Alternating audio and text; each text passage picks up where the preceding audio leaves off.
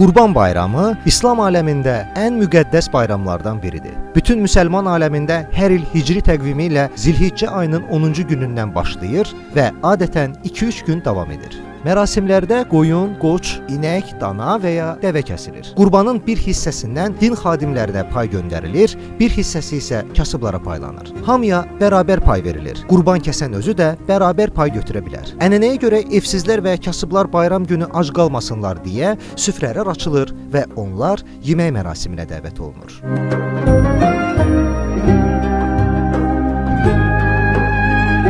Qurban kəsmə İbrahim peyğəmbərin həyatında baş verən əhvalatdan sonra yaranıb. Belə ki, yuxuda Allah İbrahim peyğəmbərə oğlu İsmayılı qurban verməyi əmr edir. Bununla o İbrahim peyğəmbərin imanını yoxlamaq istəyir. İbrahim peyğəmbər Allahın əmrini yerinə yetirməyə hazır olur. İsmayıl özü də qurban olmağa hazırlaşır. Allaha qəlbən yaxın və sadiq olduğunu sübut etmək istəyən İbrahim peyğəmbər oğlu İsmayılı qurban kəsməyə aparır. Lakin uca Allah bunu öz elçisinə rəva bilmir və qurbanlıq üçün ona bir qoç göndərir. Buna görə də Qurban bayramında kəsilən qurbana bəzən İsmayıl qurbanı da deyilir.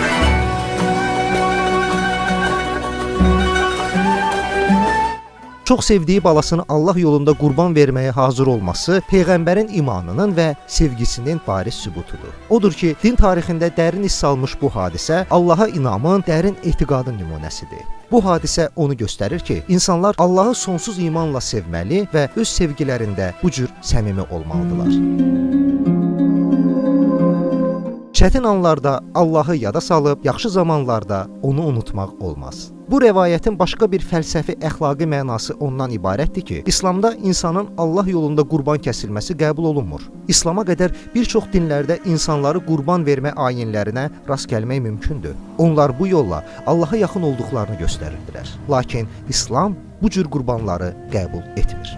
İsmayıl qurbanında kəsilən heyvanlarda bir sıra şərtlər vacib sayılır. Nəsil artımında dişi heyvanların müstəsna rolu olduğuna görə qurbanlıq heyvanın erkək olması daha üstün tutulur. Qurbanlıq qoçun yaşına gəlincə bu ən azı 6 aylıq heyvan olmalıdır. Bayramda kəsilən heyvanın sağlam olması da vacib şərtdir. Əzalarında hər hansı nöqsanı olan, buynuzunun yaxud qulağının biri olmayan, axtalanmış heyvanın qurban kəsilməsi İslamda məsləhət görülmür. Kəsiləcək qurbanlıq gözə gəlimli olmalıdır. Bu bayramın əsas mahiyyəti Allah yolunda kəsilmiş qurbanlıq heyvanın ətini Allahın imkansız bəndələri ilə bölüşmək, onları sevindirmək və ayinin də əsasında oruculuqda olduğu kimi xeyirxahlıq, pakılıq və Allaha inam və sevgi durur. Axşamınız xeyir olsun dəyərli dostlar. 5'də 5 studiyasında yenə də bu efirdə və dəyərli qonaqlarımızla bir yerdə. Bugün Qurban bayramıdır. Qurban bayramı münasibətilə bütün Azərbaycan xalqını səmimi qəlbdən təbrik edirəm. Kəsdiyiniz qurbanlar Allah Taala tərəfindən qəbul olsun. Studiyamızın qonaqlarını sizi ilə tanış etmək istərdim. Qafqaz Müsəlmanları İdarəsinin səlahiyyətli nümayəndəsi, ilahiyyatçı Hacı Şahin. Xoş gəlmişsiniz Hacı. Elşən Xəzər şair, siz də xoş gəlmişsiniz. İzzət Bağırov, müğənnimiz. Çoxdandır biz arzuluyorduk studiyamızda qonaq olasınız və bugünə təbii ki qismət imiş. Keyf əhvalınız necədir? Çox sağ olun, siz necəsiniz? Bugün gözəl bir gündür, amma fərqli oldu o birisi qurban bayramlarından. Artıq qurban kəsənlər qurbanını kəsdi, pay verənlər payını verdi və gözəl bir gündə sizlərlə görüşürük. Bəli, bayramımızı təbrik edirəm, bütün tamaşaçılarımızı, Azərbaycan xalqını təbrik edirəm. Qurban bayramı qeyd etdiyiniz kimi İslam təqviminin ən böyük bayramlarından biridir. Quran-ı Kərimdə bir danışılan bir hekayə, dastanın əsasında bu bayramın fəlsəfəsi ifadə olunur. Həzrət İbrahim Peyğəmbərin övladını Allahın əmri ilə qurban kəsməsi. Burada təbii ki, söhbət simvolik qurbandan gedir, çünki insandan qurban olmaz. Və əslində Həzrət İbrahim öz övladına olan məhəbbətini daha yüksək eşq uğrunda fəda edir və ona görə də qurbanın əsas fəlsəfəsi qəlbdə olan eşqi, məhəbbəti daha yüksək hədəflərə qurban verməkdir. Övlad məhəbbətindən ali məqsəd üçün, Allah eşqi üçün keçmək. Və bu qurbanın əsas fəlsəfəsidir. İnsan yaxşını daha yaxşıya qurban verməlidir. Ümumiyyətlə, həyatımız başdan ayağa qurbandan ibarətdir. Biz hər an nəyisə qurban veririk. Məsələn, hal-hazırda biz zamanımızı qurban verməkdəyik, amma zamanımızı daha faydalı bir dəyər üçün fəda edirik. Ömrümüzü, yaxınlarımızı, ətrafımızı və daxilimizdə olan istəkləri bəzən qurban veririk və qurbanın əsas fəlsəfəsi məhz fədakarlıqdır. Eyni zamanda qurbanın ictimai əhəmiyyəti var. Qurban paylaşmaqdır, başqa insanlara yardımcı olmaqdır. Və bu dinin əsas qayəsidir. Peyğəmbərimizdən soruşdular ki, ən abid insan kimdir? Peyğəmbər buyurdu ki, başqalarına daha çox faydalı olan insan. Yəni, başqalarına daha çox xeyirli olan, faydalı olan insanlar Allaha daha yaxın insanlardır. Və bugün də qeyd etdiyiniz kimi Qurban Bayramı fərqli şəraitdə bu il qeyd olundu.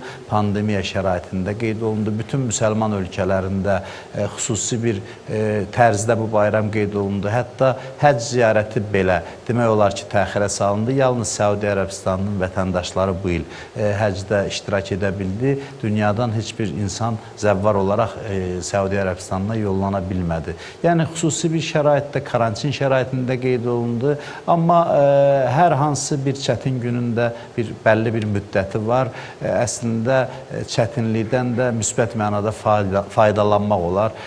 Əslində, bu məhdudiyyətlər bizi məsuliyyətli olmağı öyrətdi. Bizim öz eyblərimizi, nöqsanlarımızı üzə çıxardı. Sözün qısası, bu bayram günündə insanlar bir-biri ilə paylaşmaqla, həmdərd olmaqla, həm də xalqımızın əsrlərlə yaşatdığı o xeyriyyətçilik ənənələrini yenidən bugün təsdiq etmiş oldu. Ümumiyyətlə, hər bir insan qurban kəsməlidirmi? Kəsə bilmirsə, təəssüflənir, elə insanlara nə deyərdiniz, bəlkə müraciətiniz varsa? Bəli, ümumiyyətlə, bunu qeyd eləmək istəyirəm ki, qurban yalnız həcdə olanlara vacibdir. Qurban bir dini vəzifə olaraq həcc ziyarətində olanlara vacibdir. Digər yerlərdə olan insanların qurban kəsməsi vacib deyil. Sadəcə bəyənilən bir əməldir, dindən gələn bir ənənədir və müsəlmanlar arasında geniş yayılıb və kimin imkanı varsa, imkanı olan insanlar maddi durumu imkan verirsə qurban kəsməlidir. Amma yenə də vacib bir hökm deyil. Yəni, sadəcə bir savab əməl kimi bunu yerinə yetirməlidir. İmkanı olmayanlar isə təəssüf etməməlidir. Bilirsiniz, təəssüf bu baxımdan edilə bilər ki, bilirsiniz, məsələn, bir insanın dinimizdə belə bir qayda var. Bir işi görməyə imkanı yoxdur, amma ürəyindən keçirir ki, kaş imkanım olsaydı, filan işi görərdim. Niyyətinə də savab verilir. Yəni, bir insan bir xeyir işi niyyət etdisə, onu həyata keçirə bilmədisə, bir savab yazılır, həyata keçirdisə, 10 savab. Və hədislərdə qeyd olunur, adam günahı düşündüsə, ona günah yazılmır və bu Allahın rəhmətidir. Savab düşüncəsinə görə belə, savab var, amma günah düşüncəsinə görə günah yazılmır, həyata keçməyənə qədər. Ona görə də heç kəs məyus olmasın, imkanı çatan insanlar bu ayini icra elədilər, olmayanlar da elə arzuladıqlarına görə əliboş qayıtmayacaqlar Allahın dərgahından. Hər bir insan əməllər niyyətlərə bağlıdır. İnsanın ən önəmli olan daxildə olan niyyətidir. Əsas budur ki, insan paylaşmaq istəyir, insan yardımlaşmaq istəyir. Bu hal insanda varsa, bu artıq bir mənəviyyat göstəricisi sayıla bilər. Ona görə də bu insanlar təəssüflənməsin.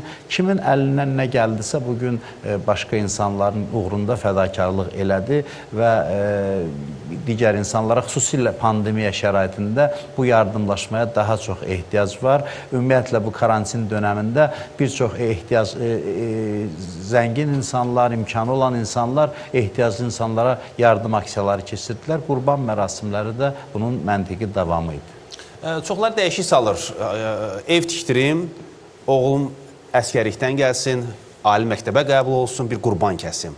O qurbanla bu qurban, yəni tamamilə başqa-başqadır. Bəli, o niyyət qurbanıdır, nəzir qurbanıdır. İnsan nəzir edib qurban kəsə bilər. Həcdə olan zaman, hacılar, yəni həcc ayini icra edən zaman niyyət qurbanı kəsə bilməzlər həcdə, Məkkədə. Amma başqa yerlərdə olan insanlar o niyyət qurbanını da bugünə sala bilər. Çünki bu vacib bir ayin deyil bizə. Ümumiyyətlə, qurban heç bir kəsə həcdə olanlardan başqa vacib deyil deyə başqa Məkkədə olmayan insanlar niyyət qurbanlarını bugün kəsə bilər, yəni Qurban Bayramı. Amma hacı o kəsiləndə niyyət olunmalıdır, nə üçün kəsilir? Bəli, nə üçündürsə müəyyən olmalıdır. Amma həcdə olan insan orada qurbanı ancaq və ancaq həcc ayini kimi icra edə bilər. Xalqımız sizi çox istəyir. Onu da bəri başdan söyleyeyim. Bir aparıcı kimi hərdən sizin YouTube'a girib videolarınıza baxıram, izləyirəm. Bir sıxıntım olanda, yəni biraz yüngüllük tapıram. Bir sual verəcəm. Sıxıntıların insana xeyri var. Bunları bilsək, həyatda xoşbəxt yaşayarıq. Bunu siz demişsiniz. İstəyərim bu barədə bir giriş edərdik. Bilirsiniz, insan sıxıntısız mövcud ola bilmir. Bu, insan həyatının qaydasıdır. Belə bir misal deyək, məsələn, bir insan üzgüçülüyü öyrənmək istəyirsə, mütləq dənizə baş vurub su ilə mübarizə aparmalıdır. Və o çətinlik prosesində onun daxilində olan üzmək qabiliyyəti üzə çıxır. Biz üzgüçülük haqqında yüzlərlə kitab oxusaq, su ilə vuruşmasaq, çarpışmasaq, biz o istedadı üzə çıxara bilməyəcəyik. Bizim daxilimizdə potensial istedadlar var. Həyat çətinlikləri o istedadları üzə çıxarmaq üçündür. Yəni, istənilən bir oyun o zaman cazibəli olur ki, biz maneə ilə qarşılaşırıq. Məsələn, futbol oyunu geniş yayılmış bir oyundur.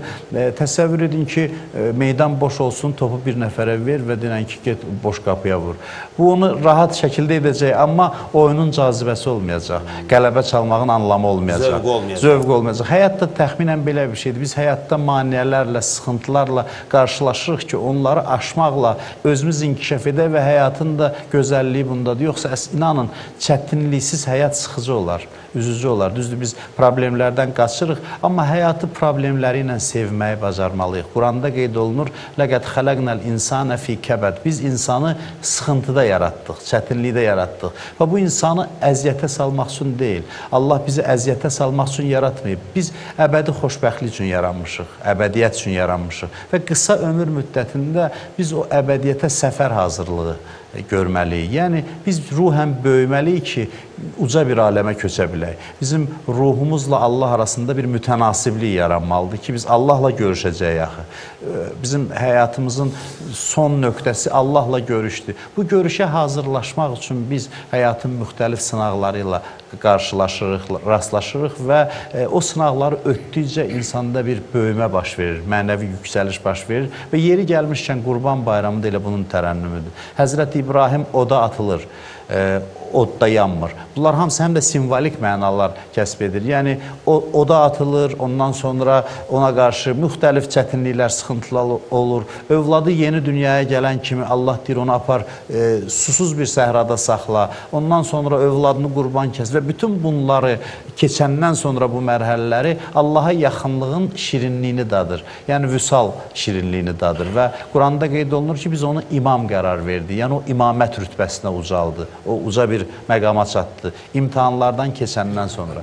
Həyatda biz məqsəd üçün yaşayarıqsa, ali hədəflər üçün yaşayarıqsa, o zaman çətinliklər, o sıxıntılar hər biri bizim üçün bir ilahi hədiyyə olar. Bəzi insanlar deyir ki, bu sıxıntı, bu çətinlik niyə gəldi? Hətta belə bir söz də var ki, bir insanı çətinlik uzaqdırsa, Allahın rəhmi də ondan uzaqdır. Bəli, yəni çətinliklər biz... Allah sevdiyi bəndiyə bir çətinlik dərd verər. Məsələn, biz övladımızı tərbiyə etdiyimiz zaman onu sevdiyimizdən onun üçün bəzən çətinliklər yaradırıq. Məsələn, biz övladımızı sevirik deyə onu təhsilə vadar edirik. Təhsillə proses çətindir. Uşaq istəyir ki, oynasın, əylənsin, amma biz onu hansısa məhdudiyyətlərlə tərbiyələndirməyə çalışırıq. Allah da sevdiyi bəndələri müəyyən çətinliklərlə, sıxıntılarla tərbiyələndirir. Və mən bunu deyim ki, bu dindarlara aid məsələ deyil. Ümumiyyətlə, hər bir insan dünyaya gəlibsə, istər-istəməz onun hansısa arzuları gerçəkləşəcək, hansısa istəklərinə çatmayacaq, bəzən istəkləri toqquşacaq, mübarizə aparmalı olacaq. Yəni, bu həyatın ibtidai qaydasıdır, amma Quran bizə buyurur ki, qarşıda sizi əbədi xoşbəxtlik gözləyir. Fikir verin, cənnətin qapısında bizə belə bir müraciət olunur ki, onlar üçün nə qəm var, nə qorxu. Yəni, artıq çətinlik dövrü bitdi. Qəribə bir ifadədir. Onlar üçün nə bir qorxu var, nə də qəm. Bilirsiniz, biz həmişə dünyada iki his bizi müşahidə edir. Ya qorxuruq, itirmək qorxusu var. Əldə etmişik, nələrisə əldə etmişik, onları itirmək qorxusu var. Və itirdikdən sonra isə qorxu gedir, yerinə qəm gəlir. Cənnətə daxil olanda məhz bu iki hissdən danışır. Deyir, orada nə itirəcəyi bir şey var. Çünki əhatə olunduğun neymətlər əbədi olaraq səninlədir. Ona görə sən onları itirməyəcəksən. Nə itirmək qorxusu var, nə də itirməkdən sonra olan qəm. Yəni, insan bu amalları gözünün önünə gətirərsə, nə üçün yarandığını anlayarsa, o zaman həyatı bir əyləncəli oyun kimi qarşılayar və başa düşər ki, bu yarışın sonuna doğru irəliləyir və bu yarışdan üzəq çıxanları Allahın rəhməti gözləyir. Qəribə bir ayə var Quranda, qeyd olunur ki, qəribə deyəndə insan çox təsirlənir onu oxuyanda.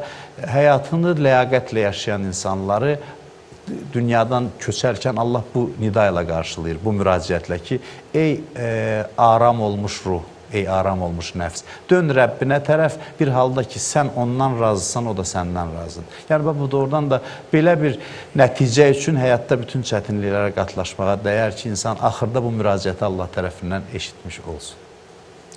Çox gözəl fikirlər söylürsünüz. Həcə, ümumiyyətlə olur ki, insan bilmədən kimisə qəlbini qırır. Sonra baxırsan ki, səndən inciyib qəlbini qırmışsan. Bir də belə bir ifadə var, Allahın sınıq ürəkdən xoşu gələr.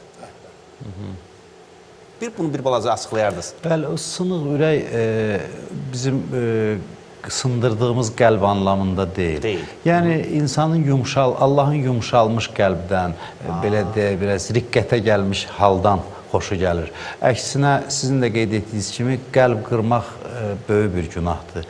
Hətta hədislərdə qeyd olunur ki, birinin ürəyini sındırsaq, tövbə də etsək, bağışlansaq belə mütləq cəzasını görəcək. Çünki bir insan ah çəkirsə, o ah insanı mütləq tutmalıdır.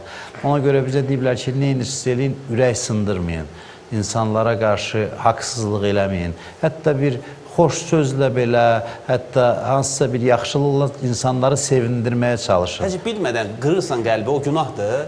Bilmədən edilən şeyə görə insan məsuliyyət daşımır təbii ki, amma insan çalışmalıdır ki, bir qədər ehtiyatlı davransın. Bir hədis var, Peyğəmbərimizdən də buyurulur ki, cənnətdə bir ev var, onun adı Darül Fərəhdir. Darül Fərəh yəni sevinc evi, şadlıq evi. Belə bir yerdir. Ora kimlər daxil olacaq? Başqa insanları sevindirənlər.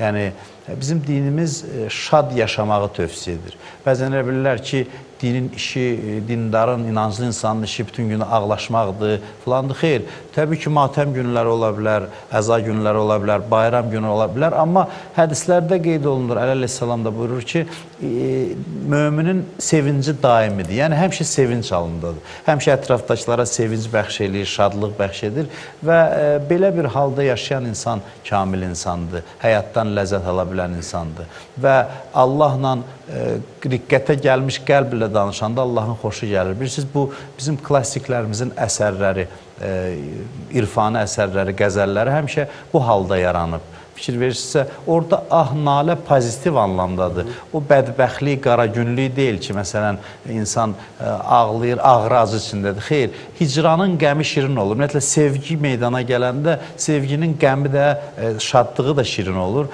Ona görə də insan səhv etdiyi zaman, xəta elədiyi zaman, Yaradanın əmrindən çıxdığı zaman ürəyində bir miskil yaranır, bir ürək riqqətə gəlir. Allahın bu qəlbdən xoşu gəlir. Ümumiyyətlə, insan bacardığı qədər özünü günahkar hiss eləməlidir. Özündən razılıq pis bir şeydir. Təkəbbürlük. Gördüyün hər bir şəxsi hədislərdə qeyd olunur ki, özündən üstün hesab et. Bir hadisə var, mən üzr istəyirəm, bunu danışım, çox vaxtınızı almayayım. Şeyx Şuştər adlı bir din xadimi, alimimiz var, böyük bir alimlərdən biridir. Deyir, məsciddən gəlirdim, dini libasda, əbada, əmmamədə. Elə sərdən bunu istəyirdim, bir danışası. Bəli, bəli. Mən deyir, gəlirdim, birdən deyir, yolumun qarşısına bir sərxoş adam çıxdı. Ayaq üstə dayana bilmir, sərxoş vəziyyətdədir. Ətrafdakılar dedi ki, gəl yolumuzu dəyişək, bununla qarşılaşmayaq. Gələnə gedənə sataşır, söz atır. Dedim, yox, mən yolumu gedirəm. Deyir, dayandı qarşımda, elə o vəziyyətdə, sərxoş vəziyyətdə, divara dəyə-dəyə. Dedi ki, şeyx bir sual verim. Dedim ki, buyur. Dedi ki, məni görürsən, nə vəziyyətdəyəm? Dedim, bəli, sərxoşam. Vəziyyətimi də görürsən? Dedim, bəli. Dedi ki, mənim içimlə çölüm eynidir. Mən necəyəmsə eləyəm. Sən ki, əba, əmmamə geyinmirsən, təsbih əlində, saqqal uzatmısan filan, sən də cavab ver görüm, içinlə çölün eynidir, ya yox. Deyir, mən düşündüm, gördüm ki, çox mənə ağıllı söz dedi və ömrünün sonuna qədər deyir, hər dəfə o sərxoş adamın sözü yadına düşəndə ağlayırdı. Göz yaşı tökürdü ki, doğrudan da mən göründüyüm kimiyəm ya yox. Ona görə də insanların hər gördüyümüz insanı özümüzdən üstün hesab etməliyik. Deyirlər ki, əgər o səndən yaşlıdırsa denən ki, məndən çox yaxşı iş görüb. Əgər səndən cavandırsa denən məndən az günah edib. Əgər onun günahları aşkardır, məsələn o bəzi günahlar edir ki, sən eləmirsən. Denən ki, onun eybləri aşkardır, mənim eyblərim bəlkə gizlidir. Bəlkə yaxşılıqlarımın arxasında eyblərimi gizlətmişəm. Yəni sözün qısası, insanlarla ehtiyatlı davranmalıyıq. Hətta günahkar bildiyimiz insanı düz yola yönəltmək üçün bəzən sevgidən danlaya da bilərik. Amma ona yuxarıdan aşağı baxmamalıyıq. Yenə də özümüzdən onu üstün bilərək, məsələn bir insan məndən yaraşıqlıdırsa, amma saçı dağılıb tutaq ki. Mən deyirəm, saçını düzəlt, o mənada deyil ki, o yaraşıqlı deyil.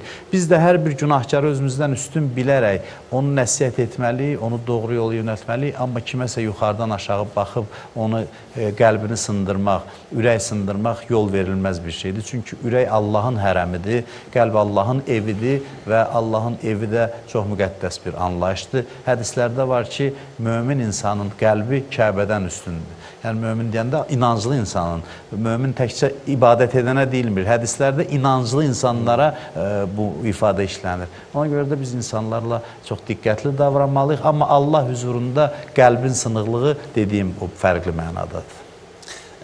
Sizlə həmişə görüşürük, elə belə də Elşənlə az-az olur ki, görüşürük, amma siz bir fürsət də düşmürsünüz. İstərdim ki, bu günə uyğun bir hədis olsun, onu söyləyəsiniz, biz də qulaq asardıq. Elə tamaşaçılarımız da bu dəqiqə hal-hazırda bayramda hamı evindədir. Yəni, bu günə ehtiyac olan bir... Bəli, mən qurbandan söz düşmüşkən ən dəyərli qurbanları yad etmək istəyirəm. Bu son hadisələrdə də biz qurban verdik də vətən uğrunda.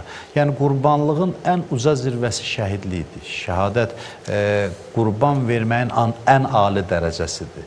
Və Azərbaycan xalqı bugün gərəkli söhbət mən düşünürəm elə bundan ibarətdir ki, bir daha sübut elədi ki, torpaqlarının bir qarşının işğalı ilə razılaşmayacaq. Biz ən dəyərli övladlarımızı bu yolda fəda edirik və hesab edirəm ki, bu fədakarlıq itki deyil, qazancdır.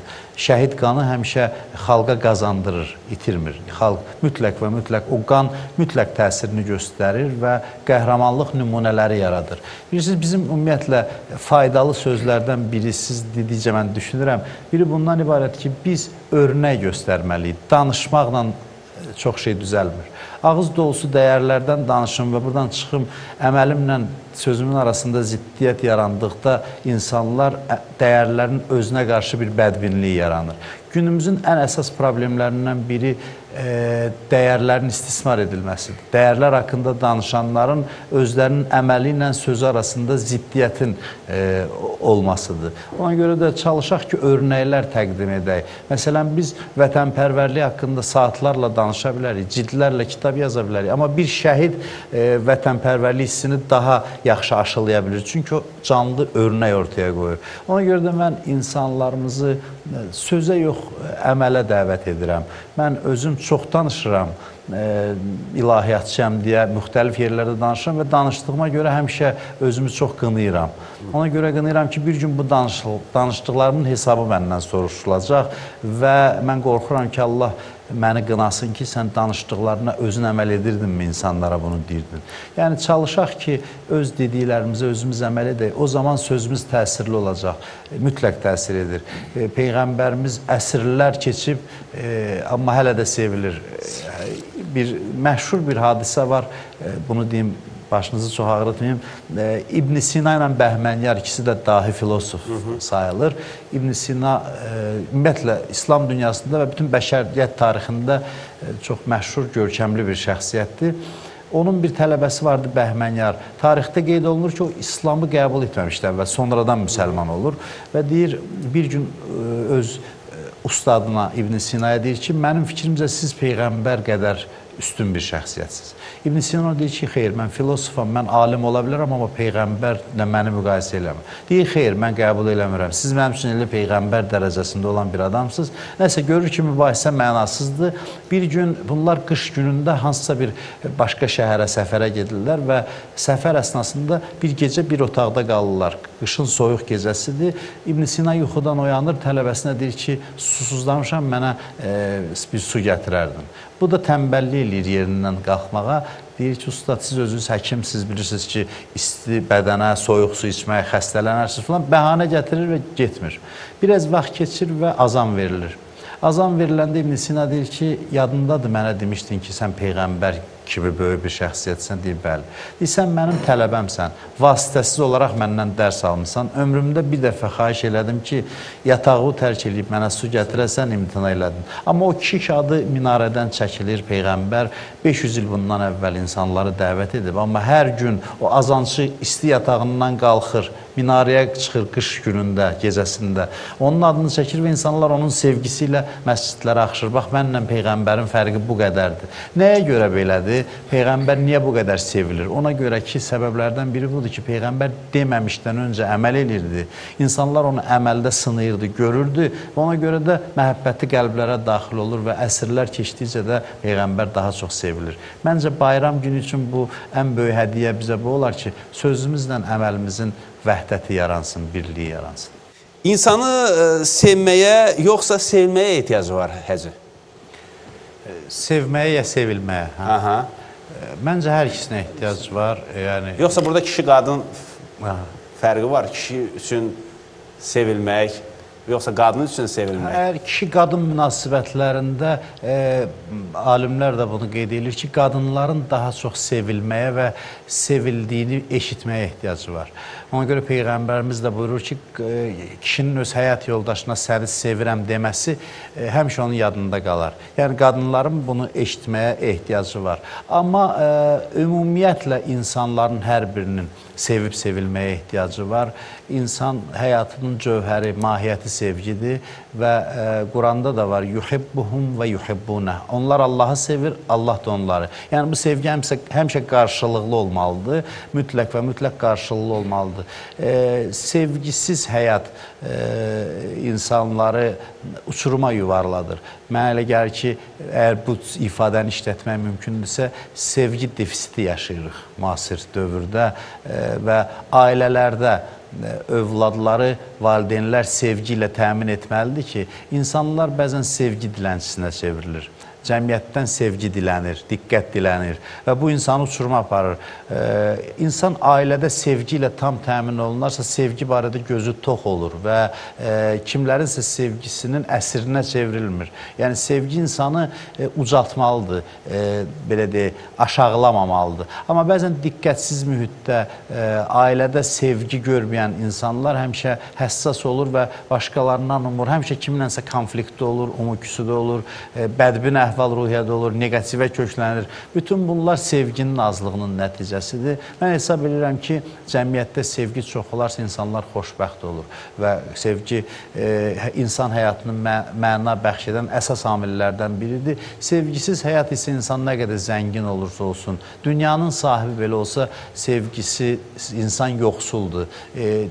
Dünən Ərəfə günü qeyd olunurdu.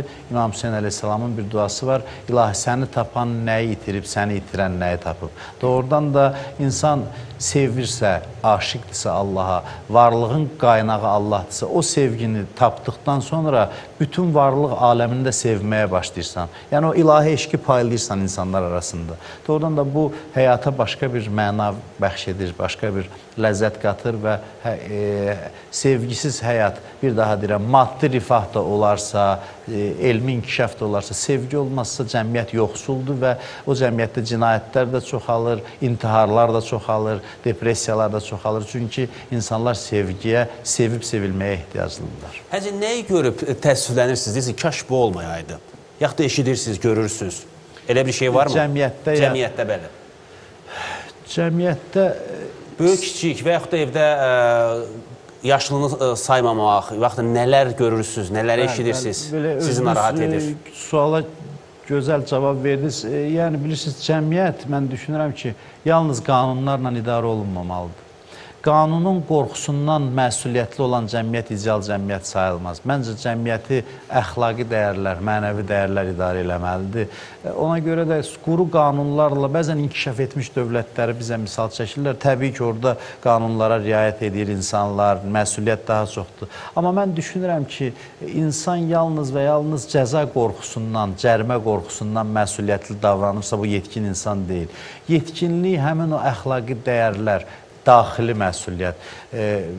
Bir hədisdə var ki, sizə təqvalı olmağı və nizamlı olmağı tövsiyə edirəm. Yəni, nizam-intizam cəmiyyətdə olan nizam-intizamın qaynağı məhz daxili amil olmalıdır, daxili mexanizm olmalıdır. Ona görə də cəmiyyətdə həmin o əxlaqi meyarlar itdiyi zaman insan təəssüf bürüyür. Məsələn, biz bir zaman çox mehriban olurduq bir-birimizlə, qonşularımızla.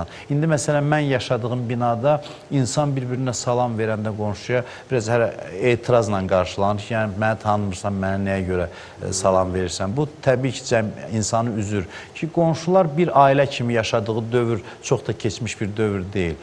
Doğrudan da onda həyatın dadı, şirinliyi başqa olur. Və cəmiyyətdə o əsrlərlə qoruduğumuz dəyərlərin bugün itirildiyini bəzən gördükdə, əlbəttə biz itirməmişik bütün dəyərlərimizi, amma bəzən bunu gördükdə insan istər-istəməz təəssüflənir ki, kaş böyük-kiçik olardı, kaş qonşular arasında ünsiyyət olardı, kaş insanların mehribanlığı bundan daha artıq olardı. İnsanlar bir-birinə mehriban olduqca həyatında dadı, ləzzəti daha çox olur. Bəs bu şeylərin get-gedə unudulmağı, məsələn, qabaqlar 3 oğul olursa, o kiçik oğul hökmən ata-ananın yanında yaşayardı. İndi bir dənə oğul da olanda ayrılır, ged uzaq, məndən uzağa yaş. Ümumiyyətlə, bu cürə adət-ənənələrimizdə bu cürə, belə deyək də, qırıqlıq, bu qədər unutqanlıq, bu cürə, nə bilim, bu cürə halların olması nəyə gətirib çıxarır? Nəyə işarədir? Biz dünyaya inteqrasiya olunuruq və qapalı mühitdə yaşamışıq biz uzun bir müddət. Sonradan dünyaya açıldıq və bu açılımın müsbət cəhətləri var. Biz mədəniyyət mübadiləsi, elmi mübadilə, inkişafımıza təkan verir. Amma cəmiyyətin inkişafını təmin edən əsas bir məsələ mənəvi immunitetdir. Yəni bir qoruyucu mexanizm olmalıdır. Biz başqalarından təsirləndikdə, başqa cəmiyyətlərdən, onun yaxşını pisdən ayırmağı bacarmalıyıq. Yəni biz inkişaf etdikcə öz kimliyimizi, özlüyümüzü qorumalıyıq. Biz dünyaya da özümüz kimi maraqlıyıq. Kimlərsə təqlid eləmək, yamsılamaq, öz simasını insanın itirməsi natamamlıq kompleksi yaradır və bizə həmişə kənardan bunu aşılamağa çalışırlar ki, siz müsəlman düzələn deyil, siz düzələn deyilsiniz, düzəlmək üçün gərək bizim kimi olasınız. Mən demirəm, hər bir cəmiyyətin müsbət təcrübəsindən yararlanmalıyıq, amma özümüzü kimdənsə kiçik saymamalıyıq və həmişə kiməsə şagirdlik etməməliyik. Yəni biz xalqımıza, gənclərimizə inam və iddia verməliyik, özünə inam hissi ki, biz özümüz kimi də böyük əzəmətliyi və qüdrətimiz var. Mən düşünürəm ki, bax bu nəyin nəticəsidir soruşursunuzsa, məncə bu natamamlıq kompleksindən yaranır. Bir qədər biz özümüzə kiçik olduğumuzu aşılayırıq, halbuki biz kiçik deyilik. Doğrudan da böyük mədəniyyət yaratmış bir xalqıq və tarix boyda biz həm İslam sivilizasiyasına, həm dünya mədəniyyətinə nümunələr, örnəklər bəxş eləmiş bir xalqıq və öz tarixi keçmişimizi qorumaqla inkişaf eləyə bilsək, çox yaxşı olar və bunu ziyalılarımız, din xadimlərimiz də gənclərə aşılamalıdır. İnkişaf həmişə olmalıdır. Mühafizəkar olmaq olmaz ki, elə hər şey köhnədə yaxşıydı. Bu düzgün yanaşma deyil. Amma inkişaf adı ilə bir insan öz simasını, öz kimliyini itirirsə, bu artıq təhlükəli vəziyyət ola bilər. Biraz sonra çox təəssüflər olsun ki, Hacı Şahin getməlidir, studiyamızı tərk edəcək. Amma bir son da sual verəcəyim. Ümumiyyətlə, Allah Taala insana bir şey verəndə birini alır. Kim olursan ol, həyat insanın bəzi istəklərini ona verəcək, bəzilərini isə yox. Niyə? Bu istəklərin arasında toqquşma, məhrumiyyət bayaq qeyd etdiyimiz kimi bizim böyüməyimizə səbəb olur. Bəzən deyirlər, məsələn, dua edirlər ki, bütün arzularına çatasan. Bu, qəbul olunmayan duadır. Elə bir insan ola bilməz ki, qəbul olunmayan. Bütün arzularına çatmaq mümkün deyil. Həyatda mütləq hansısa bir istəyimizlə toqquşacaq. Və həyatın marağı bundadır ki, biz bəzən çox arzuladığımız bir şeydən məhrum olduğumuz zaman dözürük və bilirsiniz, bunu təcrübədən keçirən insanlar sonra halda görür ki, artıq bu itkilər insanı çox qəmləndirmir. İnsan özü böyüdükcə, ucaldıqca bir dünən əhəmiyyətli saydığı şeyləri bugün əhəmiyyətsiz sayır. Yəni, Allah nə üçün bizi bəzən məhrum edir ki, bizim diqqətimizi özünə yönəltsin.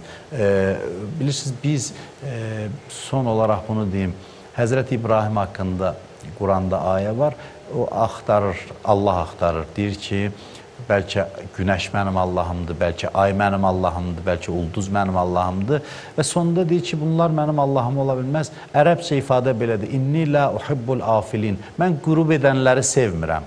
Qürub edənlər. İnsanın daxilində, bilirsiniz, bir istəyi var, nəinki sonu çatır, sonu, bitəcək bir şeyə könül bağlaya bilmir. Və Allah bəzən bizi istəklərimizdən məhrum eləməklə bizim diqqətimizi özündə çəkir ki, əbədiyyətin mənbəyi olan, sonsuz Allaha bağlanın ki, sizin ləzzətləriniz bitib tükənməsin, yəni tamamlanmasın. Müvəqqəti bir şeyə bağlandıqca artıq o bizə sevinc, belə deyək də, sevinc payını tam gücü ilə ayıra bilməz. Onun gücü ancaq az miqdarda bizi xoşbəxt eləməyə yetir.